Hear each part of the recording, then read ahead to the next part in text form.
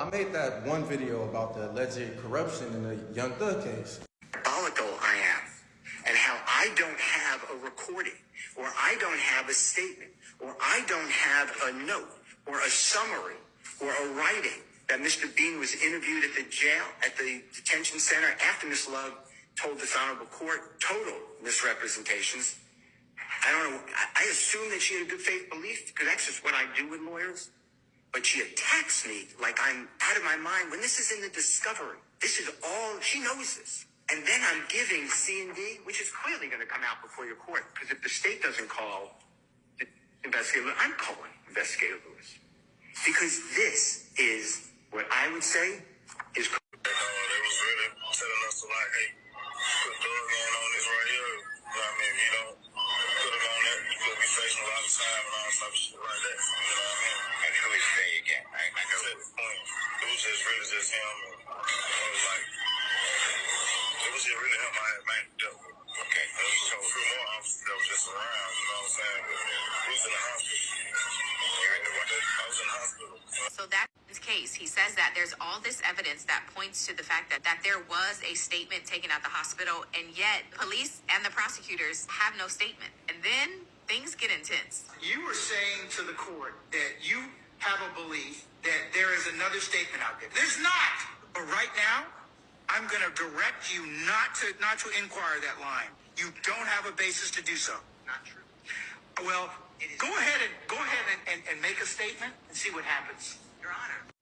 Go ahead and make the statement in contravention to what I've just told you, and I'm telling you that you will have some problems in front of me.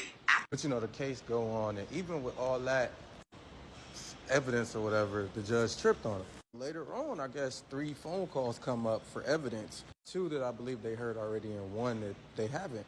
But the audio is like super messed up, and it's like hard to understand. However, the judge asks his Young Thug's lawyer, does he have any objections to the audio being admitted to evidence? And he says he may have some issues, but he's trying to identify which audio it is. But either way, the judge tells him, okay, well, bring up your issues later as they arise. Like he was, doing it too early. So later on, the judge asks him, does he have any issues? And he say he does, but he don't know when to bring them up because you told him, wait. So the judge used this as an opportunity to trip on him. Say he's unprepared. That was the wrong thing to tell him. He turned up. Hold on. I'm not a lawyer, but on day 46 of the YSL RICO trial, Brian Steele turns up. I believe that this honorable court is biased against Mr. Williams and or his counsel. And I ask you to consider recusing yourself, or don't do this again to me. Elongating our ability to present a seamless case in front of the jury. Now, I asked you those 2 particular questions because if they turned over the audio to you in discovery and you've listened to them already, then you either have an objection or you don't have an objection. So that's why I've told you all at various times during this particular case. It's not because I want to embarrass you, Mr. Steele. It's just that I'm trying to kind of keep this thing presented in a way that the jury can listen to it. And the court is wrong. What happened was, let me finish, and I'm making this for the record. What happened is, and I don't get embarrassed by you, but I don't want to embarrass you. I made an objection that some of these jail calls have a third party who will not testify. I objected to hearsay.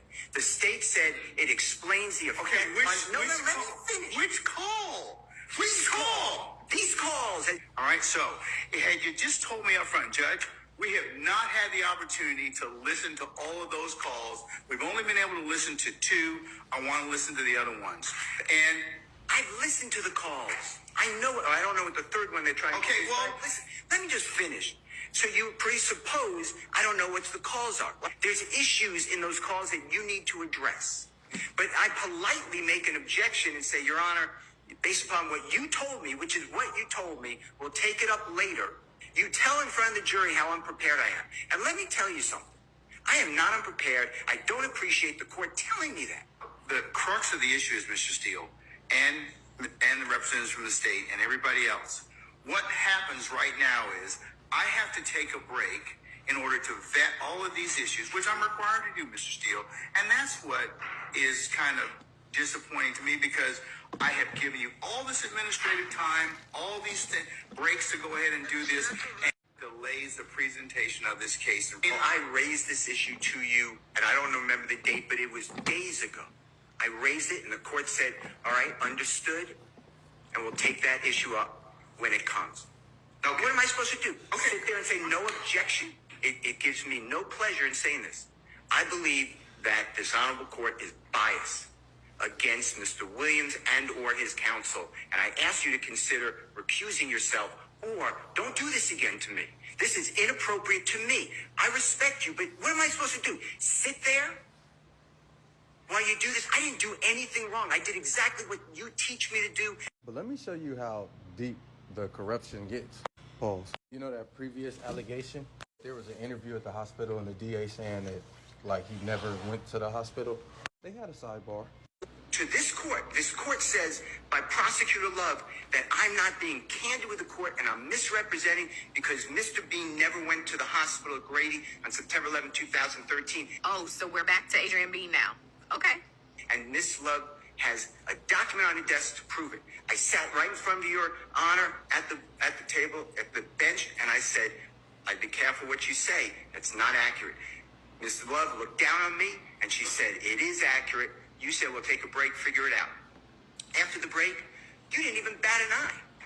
Miss Love said, yeah, I was totally wrong. Mr. Steele's right. He was taken to Grady. Wait. So Adrian did go to Grady, and they talked about it at the bench and not in open court so we can hear? If I would have done that and called another member of the bar disingenuous, not truthful, no candor, and misrepresenting, you would have had me. All I'm saying is, a lot of y'all like, man, this case should be thrown out. Don't work like that. Whether Thug is innocent or not, people just hope they going at it the fair way, the correct way. I don't know. She got the whole breakdown. Go tap in with I'm Not a Lawyer, but on TikTok. Yeah, I just wanted to highlight this corruption because I think people don't really understand how the system works. It's all about the legal loopholes.